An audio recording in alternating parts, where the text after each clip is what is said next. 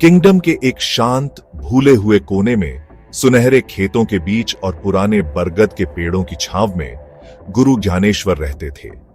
उनकी दुनिया गांव थी। उनकी बुद्धि भारी किताबों में नहीं लिखी थी, बल्कि मौसम के बदलने, नदी के बहने और उन सीधे सादे लोगों के दिलों में मिलती थी जिनकी वे सेवा करते थे। उन्होंने बच्चों को तारे पढ़ना और मिट्टी को समझना सिखाया।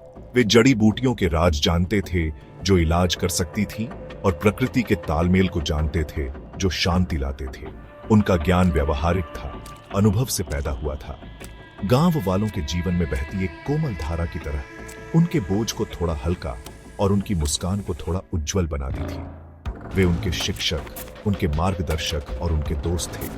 बहुत दूर चहल पहल वाली राजधानी शहर में ऊंची इमारतों और भीड़ भाड़ वाली सड़कों के बीच विद्वान विवेक रहते थे।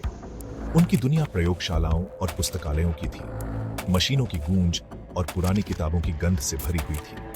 वे एक महान विद्वान थे, एक ऐसे व्यक्ति जो विज्ञान और टेक्नोलॉजी की शक्ति में विश्वास करते थे। विवेक अपने दिन रात ब्रह्मांड के रहस्यों की खोज में बिताते थे, ऐसे आविष्कार करते थे जो एक बेहतर भविष्य का वादा करते थे।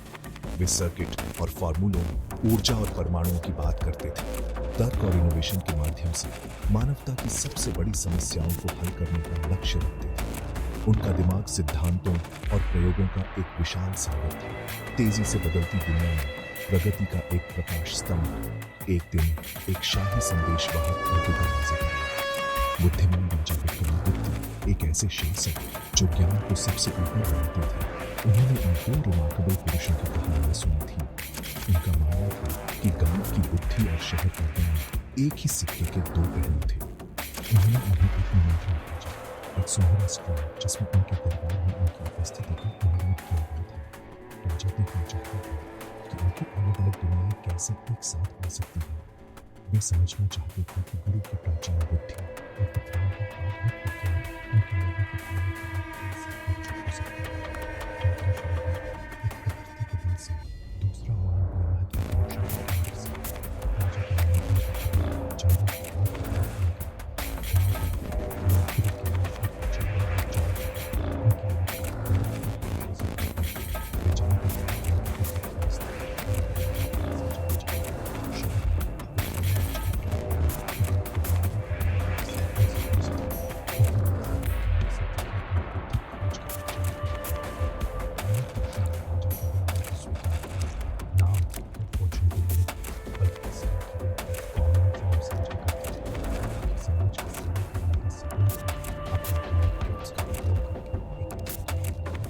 जहाँ हर कोई डिग्निटी और हैप्पीनेस के साथ रह सके। उनके रास्ते एक दूसरे को पार करने वाले थे और किंगडम ने अपनी सांस रोक ली थी। इस हिस्टोरिक मीटिंग का इंतजार कर रहा था। शाही दरबार एक शानदार नजारा था जिसमें मंत्री, नोबल और पूरे देश के विद्वान भरे हुए थे। हवा में एंटिसिपेशन भरी हुई थी जब गुरु ज्ञानेश्वर अपने सिंपल सफेद रोब्स में और विद्वान विवेक अपने शार्प फॉर्मल अटायर में अंदर आए। उन्होंने एक दूसरे का म्यूचुअल रिस्पेक्ट से अभिवादन किया, एक दूसरे की आंखों में ज्ञान की रोशनी को पहचानते हुए। राजा विक्रमादित्य ने उनका गर्मजोशी से स्वागत किया। उनकी आवाज जेन्युइन क्यूरियोसिटी से गूंज रही थी। उन्होंने उनसे एक सिंपल येट प्रोफाउंड सवाल पूछा, आपका ज्ञान एक धरती से पैदा हुआ और दूसरा बुद्धि से हमारे किंगडम की सेवा कैसे कर सकता है? विज्ञान सभी के लिए प्रॉस्पेरिटी कैसे ला सकता है? दरबार शांत हो गया, उनके पर्सपेक्टिव सुनने के लिए उत्सुक। विद्वान विवेक सबसे पहले बोले। उन्होंने आधुनिक विज्ञान के मार्वल्स के बारे में पैशन से बात की। उन्होंने बताया कि टेक्नोलॉजी कैसे एग्रीकल्चर में क्रांति ला सकती है, ऑटोमेटेड इरिगेशन सिस्टम्स के साथ जो पानी बचाते हैं। उन्होंने सूर्य और हवा से क्लीन एनर्जी पैदा करने के बारे में बात की, घरों और उद्योगों को एनवायरनमेंट को नुकसान पहुंचाए बिना बिजली देना। उन्होंने समझाया कि नए कम्युनिकेशन टूल्स सबसे दूर के गांवों को राजधानी से कैसे जोड़ सकते हैं, हर दरवाजे तक एजुकेशन और हेल्थ केयर ला सकते हैं। उनके शब्दों ने एक ऐसे भविष्य की विविड पिक्चर बनाई जहां मानवीय प्रयास मशीनों द्वारा एम्प्लीफाइड थे, जिससे सभी नागरिकों के लिए कंफर्ट और एफिशिएंसी का जीवन मिलता था। उनका मानना था कि प्रोग्रेस एक सीधी रेखा थी, इनोवेशन द्वारा संचालित। फिर गुरु ज्ञानेश्वर की बारी थी। उन्होंने एक जेंटल काल्मिंग वॉइस में बात की जो सदियों की बुद्धि को ले जाती हुई लग रही थी। उन्होंने मशीनों की बात नहीं की, बल्कि बैलेंस की बात की। उन्होंने समझाया कि ट्रू प्रोग्रेस सिर्फ चीजों को तेजी से करने के बारे में नहीं था, बल्कि प्रकृति के साथ हार्मनी में रहने के बारे में था। उन्होंने सस्टेनेबल फार्मिंग के अपने ज्ञान को साझा किया, नेचुरल फर्टिलाइजर्स और क्रॉप रोटेशन का उपयोग करके मिट्टी को पीढ़ियों तक हेल्थी रखने के लिए। उन्होंने ट्रेडिशनल वाटर कंजर्वेशन मेथड्स की बात की, जैसे छोटे चेक डैम्स बनाना और पुराने पॉन्ड्स को रिवाइव करना, जो सिंपल येट इनक्रेडिबली इफेक्टिव थे। उन्होंने दरबार को याद दिलाया कि टेक्नोलॉजी को ह्यूमैनिटी की सेवा करनी चाहिए, उसे कंट्रोल नहीं करना चाहिए, और कि कोई भी प्रोग्रेस जो प्लैनेट की वेलबीइंग को इग्नोर करती थी, वह अंततः एक कदम पीछे थी। जैसे जैसे वे बोलते गए, एक फैसिनेटिंग डायलॉग सामने आया। विद्वान विवेक ने महसूस किया कि उनकी उन्नत टेक्नोलॉजीज अधिक इफेक्टिव हो सकती थी यदि उन्हें गुरु ज्ञानेश्वर की लोकल इकोसिस्टम्स की गहरी समझ के साथ डिजाइन किया जाता। एक सोलर पावर्ड पंप बेकार था यदि वह पानी के कुएं को सूखा देता। गुरु ज्ञानेश्वर ने देखा कि विवेक के साइंटिफिक इंस्ट्रूमेंट्स उन्हें प्रकृति के पैटर्न्स को अधिक प्रिसाइसली समझने में कैसे मदद कर सकते हैं। उन्होंने पहचाना कि एक वेदर फोरकास्टिंग टूल एक अनएक्सपेक्टेड स्टॉर्म से एक पूरी सीजन की फसल को बचा सकता था। उन्होंने कहा कि उनका ज्ञान कॉन्फ्लिक्ट में नहीं था, इसके बजाय यह कॉम्प्लीमेंटरी था, जैसे दो नदियां अलग अलग पहाड़ों से बहती हुई एक माइटी स्ट्रीम में मिलने के लिए डेस्टिन्ड। राजा उनकी बातचीत से बहुत प्रभावित हुए। उन्होंने एक डेमोन्स्ट्रेशन के लिए कहा, मुझे दिखाओ। उन्होंने घोषणा की कि आपके विचार दुनिया को कैसे बदल सकते हैं। विद्वान विवेक हमेशा तैयार रहते थे। उन्होंने अपने साथ लाए गए रिमार्केबल इन्वेंशंस की एक श्रृंखला का अनावरण किया। सबसे पहले उन्होंने एक छोटा पोर्टेबल वाटर प्यूरिफायर प्रस्तुत किया। उन्होंने महल के बगीचे से गंदे पानी का एक बर्तन लिया और अपने डिवाइस से उसे मिनटों में क्रिस्टल क्लियर पीने के पानी में बदल दिया। दरबार आश्चर्यचकित रह गया।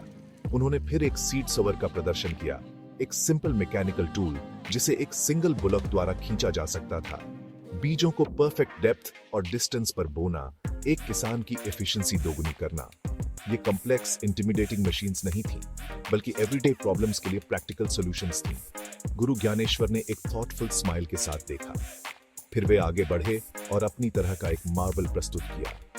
उन्होंने सूखे हर्ब्स, रूट्स और लीव्स का एक संग्रह निकाला। उन्होंने समझाया कि एक स्पेसिफिक कॉम्बिनेशन कैसे एक नेचुरल पेस्टिसाइड बना सकता है, मिट्टी या पानी को पॉइजन किए बिना फसलों की रक्षा करना।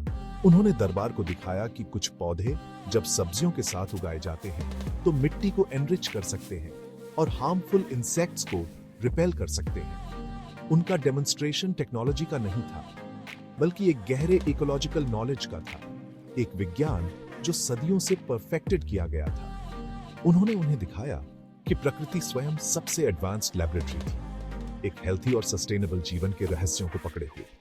सबसे अस्टॉनिशिंग मोमेंट तब आया जब विद्वान विवेक ने भोजन की फंडामेंटल नीड को संबोधित किया। उन्होंने एक छोटा ग्लोविंग चेंबर दिखाया। योर मैजेस्टी, उन्होंने घोषणा की, यह डिवाइस लाइट और स्पेशल न्यूट्रिएंट्स का उपयोग करके एडिबल प्रोटीन रिच एल्गे उगाता है। यह एक टेक्नोलॉजी है जो बिना खेतों, बिना बारिश, किसी भी मौसम में सस्टेनेंस प्रदान कर सकती है। अपने पॉइंट को प्रूव करने के लिए उन्होंने एक छोटा हिस्सा खाया, उसके न्यूट्रिशनल वैल्यू को समझाते हुए। दरबार कन्वेंशनल फूड के बिना जीवन के विचार से स्टन्ड था। गुरु ज्ञानेश्वर ने फिर अपनी बुद्धि जोड़ी, यह सुझाव देते हुए कि इस ऑल्जे को ट्रेडिशनल ग्रेन्स और हर्ब्स के साथ कैसे जोड़ा जा सकता है, ताकि ऐसे भोजन बनाए जा सकें जो न केवल न्यूट्रिशियस हों, बल्कि शरीर के लिए बैलेंस्ड और हीलिंग भी हों। फ्यूचरिस्टिक साइंस और होलिस्टिक वेलबीइंग के बीच के गैप को पाटते हुए राजा और उनके मंत्री स्पीचलेस रह गए। उन्होंने दो अलग अलग दुनियाओं के कन्वर्जेंस की शक्ति देखी थी। विद्वान विवेक के इन्वेंशंस ने स्पीड, एफिशिएंसी और स्कार्सिटी के समाधान पेश किए। गुरु ज्ञानेश्वर की बुद्धि ने सस्टेनेबिलिटी, हार्मनी और लॉन्ग टर्म हेल्थ पेश की। कॉम्बिनेशन इलेक्ट्रीफाइंग था। वाटर प्यूरिफायर हेल्थ सुनिश्चित कर सकता था, सीड सोवर यील्ड बढ़ा सकता था, नेचुरल पेस्टिसाइड्स भूमि की रक्षा कर सकते थे, और फूड टेक्नोलॉजी ट्रेडिशनल नॉलेज द्वारा समृद्ध हंगर से मुक्त भविष्य का वादा कर सकती थी। यह सभी के लिए स्पष्ट था कि ये दो पुरुष एक साथ काम करते हुए किंगडम के लिए प्रॉस्पेरिटी के एक अनप्रेसिडेंटेड एरा की कुंजी रखते थे। राजा विक्रमादित्य, उनका दिल आशा से भरा हुआ था। उन्होंने अपने सामने अपार क्षमता देखी। उन्होंने एक आदमी को दूसरे पर नहीं चुना, इसके बजाय उन्होंने दोनों का सम्मान किया। उन्होंने एक नए royal institute of science and sustainability की स्थापना की घोषणा की। उन्होंने गुरु ज्ञानेश्वर और विद्वान विवेक को इसके संयुक्त प्रमुख नियुक्त किया। उन्होंने उन्हें संसाधन और एक साथ काम करने की स्वतंत्रता दी, ताकि उनके ज्ञान की अलग अलग धाराओं को प्रगति की एक शक्तिशाली नदी में मिलाया जा सके, जो उनके किंगडम के हर कोने तक बहेगी। उनका मिशन सिंपल था, विज्ञान और बुद्धि का उपयोग लोगों की सेवा करने और आने वाली पीढ़ियों के लिए ग्रह की रक्षा करने के लिए। उनके सहयोग से एक मिराक्युलस ट्रांसफॉर्मेशन आया। उन्होंने गांवों से शुरुआत की। विद्वान विवेक की टीम ने सोलर पैनल्स लगाए, घरों में रोशनी और छोटी वर्कशॉप्स चलाने के लिए बिजली लाई। गुरु ज्ञानेश्वर के शिष्यों ने गांव वालों को इस ऊर्जा का ध्यान से उपयोग करना सिखाया। इसे प्रकृति से उनके संबंध को बाधित किए बिना उनके जीवन में एकीकृत किया। उन्होंने एफिशिएंट सीड सोवर्स पेश किए और उन्हें क्रॉप रोटेशन और नेचुरल फर्टिलाइजर्स की प्राचीन बुद्धि के साथ जोड़ा। कृषि उपज बढ़ी, लेकिन मिट्टी हर साल रिचर और हेल्थियर होती गई। प्यूरिफायर्स की बदौलत सभी को स्वच्छ पानी उपलब्ध हुआ और गांव के हीलर्स ने अपने हर्बल रेमेडीज को और भी इफेक्टिव बनाने के लिए साइंटिफिक टूल्स का उपयोग करना सीखा। ज्ञान गांवों से शहरों तक फैला। शहरी योजनाकारों ने गुरु ज्ञानेश्वर से ग्रीन स्पेसेस बनाने और रेन वाटर हार्वेस्टिंग के बारे में सीखा, जिससे शहर अधिक लिवेबल और सस्टेनेबल बन गए। विद्वान विवेक की वेस्ट मैनेजमेंट के लिए टेक्नोलॉजीज को नेचुरल डिकम्पोजिशन के सिद्धांतों का उपयोग करके लागू किया गया, जिससे शहर के कचरे को ग्रामीण खेतों के लिए वैल्यूएबल कंपोस्ट में बदल दिया गया। रॉयल इंस्टीट्यूट सीखने का एक वाइब्रेंट सेंटर बन गया, जहां युवा छात्रों को एडवांस्ड रोबोटिक्स और इकोलॉजिकल बैलेंस के महत्व दोनों सिखाया गया। पाठ्यक्रम यूनिक था, यह सिखाते हुए कि ट्रू इनोवेशन अतीत की बुद्धि का सम्मान करता है। अंत में गुरु ज्ञानेश्वर और विद्वान विवेक की कहानी एक लेजेंड बन गई। ये इस बात की कहानी थी कि कैसे ह्यूमैनिटी और रिस्पेक्ट अलग अलग दुनियाओं के बीच ब्रिजेस बना सकते हैं। उन्हें साबित हुआ कि प्रोग्रेस और ट्रेडिशन दुश्मन नहीं है, बल्कि प्रोग्रेस है। उनके संयुक्त प्रयासों ने सिर्फ एक प्रॉस्परस किंगडम नहीं बनाया, उन्होंने एक ऐसा समाज विकसित किया जो इंटेलिजेंट, कंपैशनेट और वाइज था। उनकी विरासत में नहीं था जो राग है, उनकी सोना नहीं था जो दुनिया है, बल्कि शक्तिशाली विचारों जिसे उन्होंने प्रज्वलित किया। सबसे बड़ा भविष्य बनेगा जहाँ सोचे और हाथ में हाथ मिलाकर चलते हैं, एक साथ सभी की भलाई के लिए।